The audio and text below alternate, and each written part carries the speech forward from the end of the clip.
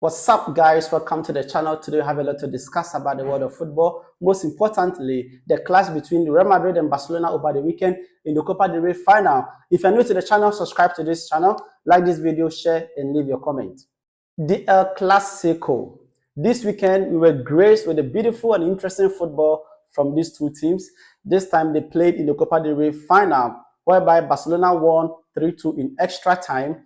This is the second time Barcelona is beating Real Madrid to a trophy in this season. First, they won the Super Cup with a goal of 5-2 against Real Madrid. And this time, it was 3-2, which went on to extra time. Now, I want us to discuss events that led to this game and what really happened throughout this game and also during the game and after the game. The Copa del Rey happens to be a cup match in Spain. And before this match, a lot of things take place in this fixture or this match. They have the traditional ceremony that they do whereby referees hold a press conference, and then both clubs also hold their press conference just after the referee press conference. Now, it was noted that the referee, the Burgos, was chosen to officiate this match, which raised a lot of concerns even after his press conference, whereby he was quite in tears, explaining that even his child at school is being bullied. They called his father a thief. Now, this is all due to the fact that Real Madrid television have been using their TV to really express their distaste about the refereeing committee of Spain over several matches. Now, this came out after the press conference that this referee held, and then Real Madrid came out to talk about how or the mistakes this referee have committed over the past games, and also he hasn't officiated such a big fixture before, and it's going to be his first time, and they don't find him competent enough to really officiate this game. And also, according to his press conference, the Madrid football club felt that the referee was going to be biased or is going to show some kind of animosity towards them, seeing the things he said or complained about the Madrid TV and also the Madrid club as a whole. Now, a lot happened. We are going to talk about all these things in a few minutes, of course. Now, Real Madrid boycotted the pre-match press conference that they're supposed to do. We only saw the referee committee did their press conference, and also but the team Barcelona also hold their press conference. But Ancelotti and no other player was seen at the press conference. And also the normal traditional ceremony that they do between these two teams, whereby the coaches take pictures before the match, also didn't happen. Real Madrid boycotted that as well.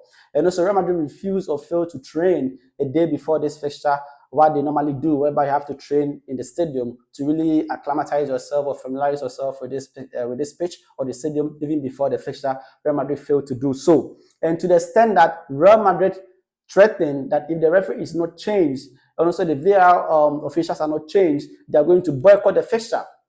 Yes, they threatened this. But later on, the president of the Spanish Federation of Football came out to say that they stand on their grounds that the referees that they've chosen for the match is competent enough to officiate this match, and nothing will make them change their mind. As well as the president of the referee committee also came out also has said to the same statement that they're not going to change the referee for this fixture, no matter what Madrid goes on to do. Now, the thing is, aren't we tired of Real Madrid always complaining with their television, putting pressure on referees, trying to intimidate them, trying to dissuade them from their job? I mean, even the smaller clubs are not even doing so. We can talk about the Celta Vigos, the Las Palmas, and the likes. But this is Real Madrid in this season or in the previous season, where they've seen most officiating or calls gone in their favor. And now they are complaining today, this season, that officiating are really bad against them and doesn't favor them. And then they decide who to officiate their match.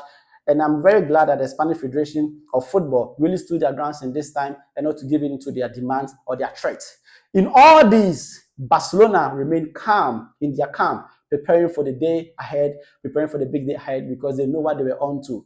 As Hansi Flick always says, we don't like to complain, we do our best on the pitch, and we move on from there. I think the only time I've seen Hansi Flick complaining was about the days in between the times that they play these fixtures, like 3 days every day, and then they needed to move some fixtures maybe earlier or later to really give them more time to rest for the next games. But let's see what happens after that. Now, before we go into the match analysis, let's talk about what this trophy, the Copa del Rey, meant for both clubs.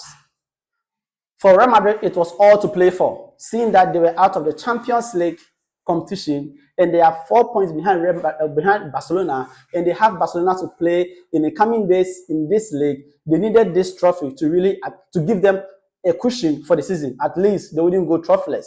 For Barcelona, chasing the treble, they needed to win this trophy to give themselves some confidence to believe that they can do this, and it's a stepping stone for them, even for the young team or for the young players in this team having won match, to really give them some confidence or boost going forward in a Champions League match against Inter Milan and also in La Liga.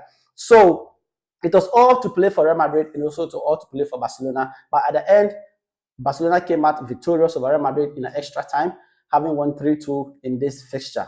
Now, Madrid is out of the Champions League. They miss out on the Copa del Rey. They have only one trophy to play for, which is La Liga, hoping that Barcelona will slip up and maybe they can win against them in the league match for them to take the first position. But that remains to be seen if Barcelona will slip up, given the form that they are in. In fact, they were tied legs after the 90 minutes, going into the extra time 30 minutes, and I'm sure this is going to play a very big role on the subsequent fixtures years to come for Barcelona. Now let's go into the lineups for both teams. We will start with Real Madrid in this fixture.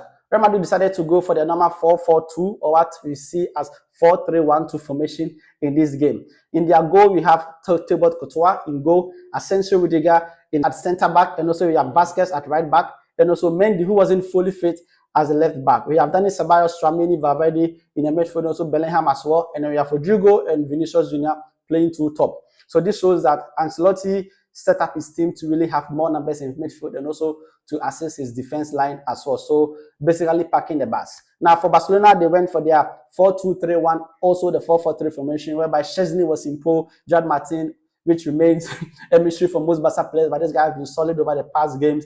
At left back, we have Kounde, of course, at right back, no change, and also Pau Kobasi and Martinez at the centre back. Frankie de Jong and Pedri were the midfield pair as usual, and we have the Rafinha, Dani Olmo, Lamine Yamal, and Ferran Torres in front as a number 9, seeing that Lewandowski is hurt and also out for some weeks. Now, so this is how both teams line up for the game. You could see that one team came out to really play, to attack or to play their normal attacking football, and one team wanted to sit back and also defend the game and also have their counter attacks going for them. But in the first half, we witnessed a very dominant Barcelona in the first half. Their pressing was perfect and efficient in this game, and they didn't give Madrid a breathing space anytime they had the ball. Madrid couldn't put together 4 to 5 passes in the first half. This shows how Barcelona prepared for this game. Their whole strategy was to attack and press Madrid for every ball in their own half. It was unfortunate that Mendy was subbed off after 7 minutes. Like I said earlier, he wasn't fully fit. I was surprised to see him in the lineup. I think Fran Garcia should have started the game instead of Ferran Mendy, seeing that he wasn't fully fit for this fixture. But Ancelotti took the risk to really start Ferran Mendy in this game. But at the 7th minute, he needed to be subbed off due to an injury or maybe some discomfort. But then, this goes on to tell you the preparation towards this match. Now, in the first half, Barcelona could have scored 3 to 4 goals in the first half, and we didn't even have seen this match past the 90 minutes because there were some calls for penalties in the first half that I think should have been given to Barcelona that wasn't given to them. And this goes on to tell you that the pressure from Madrid camps and their television really influenced the referee's decision in this game. And I think the referee was trying to be a bit lenient towards Real Madrid, because there's some calls for yellow cards, and I think some players like Rudiger should have gotten yellow card long time in this game, even before we even went to the extra time to have that red card at the bench.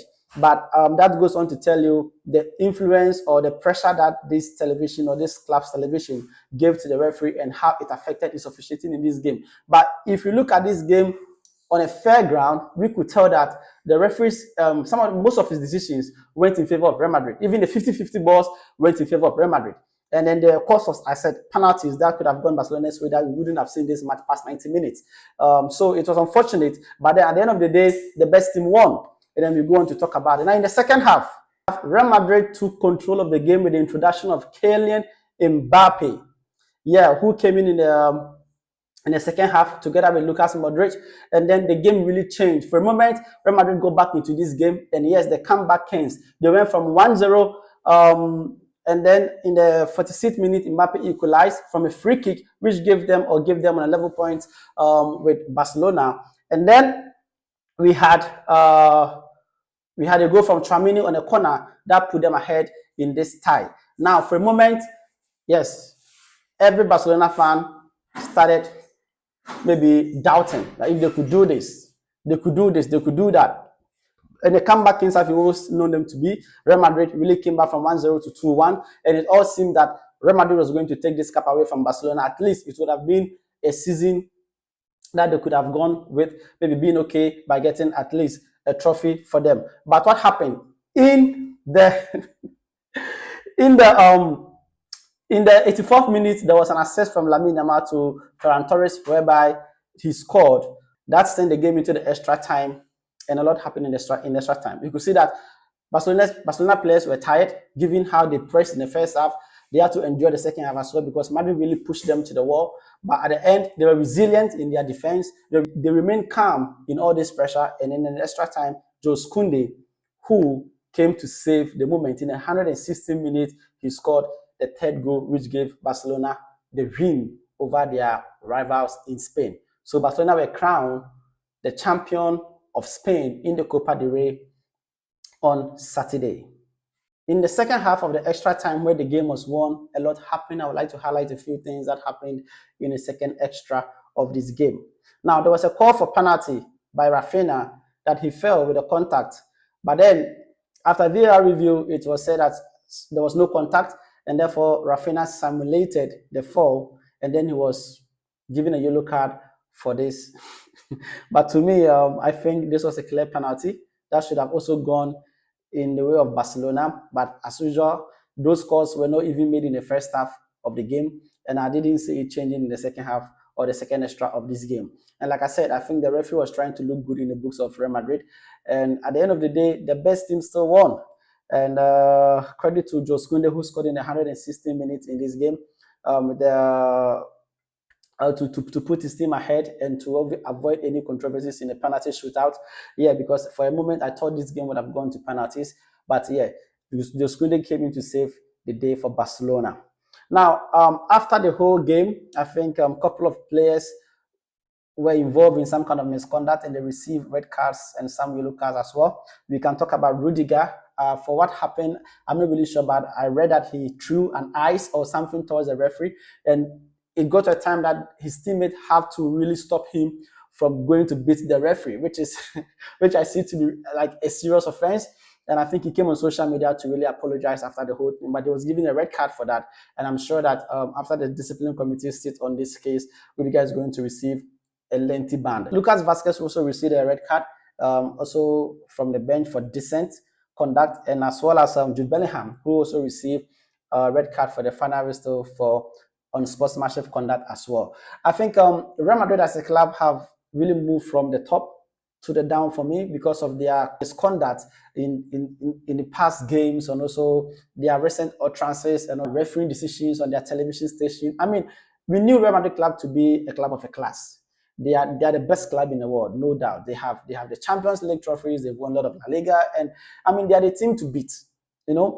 So I expect a club as Real Madrid to do better. Now, let's talk about Barcelona's next fixtures. So, seeing that this game ran into the extra time, most of these players were tired, especially Pedri, who played all his heart out in this game. He asked to be sacked off. Of course, players like Lamine Yamal and Relax were really tired. Now, they have a game against Inter in the coming days, in 3 days. And of course, Inter haven't been in good form.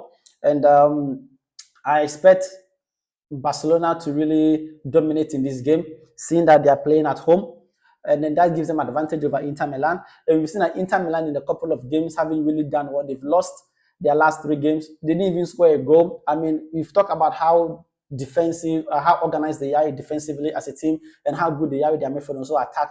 Like Inter is a well-balanced team, but this goes on to tell you that, I mean, they are humans, and sometimes things don't really go the way they should go. But in the last 3 games, they've lost, and that should be a concern coming into the game or the Champions League game against Barcelona at home.